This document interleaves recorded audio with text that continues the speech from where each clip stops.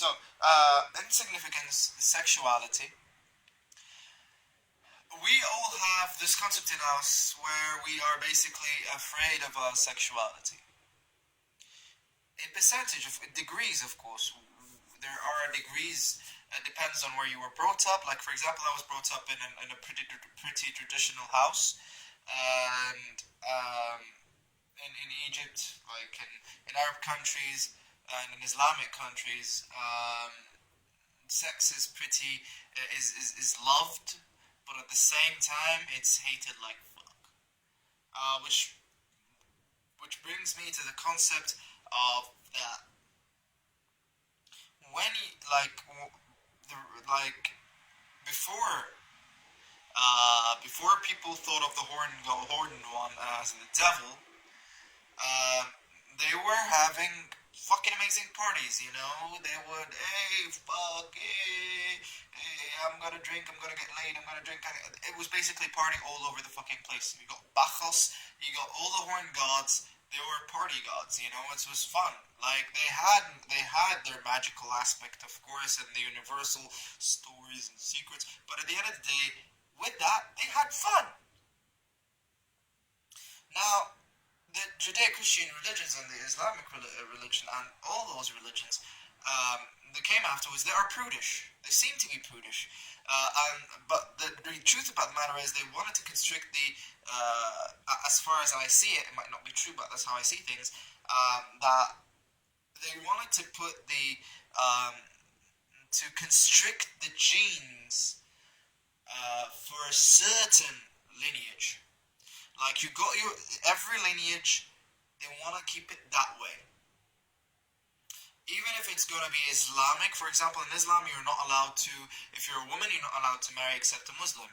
And if you're a Muslim, you can marry anyone as long as your son or daughter becomes Muslims.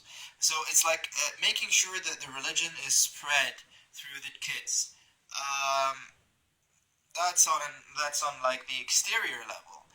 But on a deeper level, when we go back to like to the primal instincts, it seems to me that we bring kids into this world when like on an unconscious level, um, as a lineage of us, like another exteriorization of us. And then those kids, we kind of like hope that they were the ones that will gather for us and hunt for us when we get old. So it's kind of a security kind of thing. Um, this is not scientifically proven by any way. This is how I see things. Right? This is my significance. This is the significance that I share with the devil card. And I'd like to see how it signifies to you. You know. And so basically, they want to make sure that the kids stay that way. Of course, they're going to mystify it and say because every blood has its own powers and every blood has its own whatever the fuck and its own spiritual families attached to it. The point is, at the end of the day, is they're not a big fan of mixing. And in my point of view, religion is just a mystification of racism. As simple as that.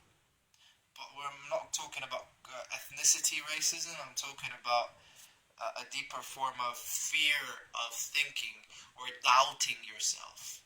A certain faith that is built up so well that makes everyone so afraid of doubt. The reason why we build up belief on something is because we're afraid to doubt it. And a very good way of practicing magic is to actually destroy your beliefs every now and then, you know, because everything is better perceived as a lie instead of a truth. I.e., it moves. It's in a continuous motion. The truth is a stagnant thing, you know, until it becomes a lie and gets away. And that's why, like, I read it in a writer's, a magician's book. It's called, I can't remember the book and the name of the book, or the author for now. I'm not really a big fan of that author, but he said something that was very, very, very, very nice. I really liked it. He said, the reason why they call the devil the bringer of Lord of Lies, is because he brings truth and lies. Is because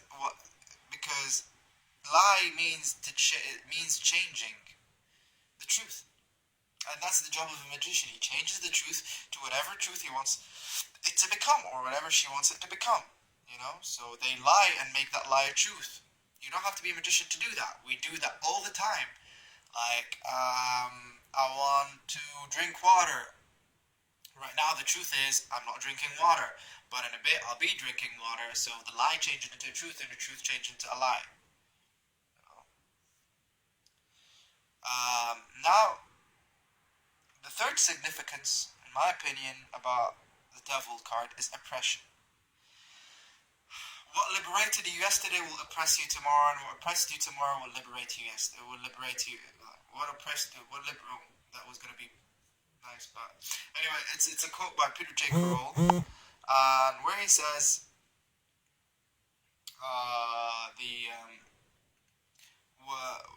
beware of today's liberation, for it might get to become tomorrow's oppression. I think he says it in Cyber Magic. And the whole concept of oppression is that I'm not talking about on a governmental level of like where your government suppress you or your police suppresses you or all that kind of stuff. No, I'm talking about a personal level. And I talked about oppression before, but I'm going to talk about it again. What do you do to oppress yourself to prevent you from doubting yourself? Because the ideal self doesn't like doubt. I'm infallible. I don't make fucking mistakes. But doubt tells you, no, you make mistakes, and here are the results of your mistakes. There's no such thing as superstitious mistake. There's no superstition in your mistakes. You just, instead of putting, for example, sugar in your tea, you put salt, so it tasted like shit. But once you know that you put the salt instead of the sugar, you'll be like, oh, so I'll put sugar next time. But until you have that moment of doubt, you'd be like, fuck no. No, you'll be too scared, and you'll be starting to doubt the doubt, and doubting yourself, and it becomes like an oppressive phase, and it's really ugly because, and it's okay, we all pass through it, I pass through it, anybody passes through it, we pass through moments of doubt, and we either take the thread of doubt and to check on ourselves, or take a thread of doubt and go outside of ourselves and deal with people and we become chained to them because we want them to lead us onto heaven. The devil card, I can see it in a lot of cults, but more on that later.